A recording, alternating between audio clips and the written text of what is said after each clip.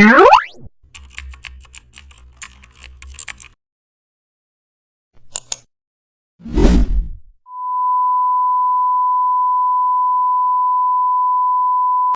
back to the channel. Don't forget to like, share and subscribe for more updates. Today we are diving into an exciting tutorial how to design party flyers in Photoshop. In this tutorial you will learn how to create vibrant and eye-catching party flyers that instantly grab attention. We will begin with blank canvas, perfect for both digital and print flyers.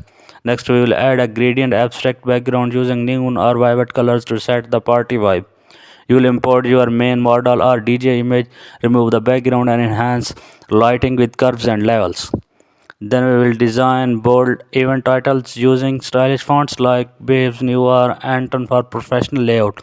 We will apply neon glow and shadow effect to text to make it pop for background. Add party element, disco lights, confetti and sparkle to bring energy to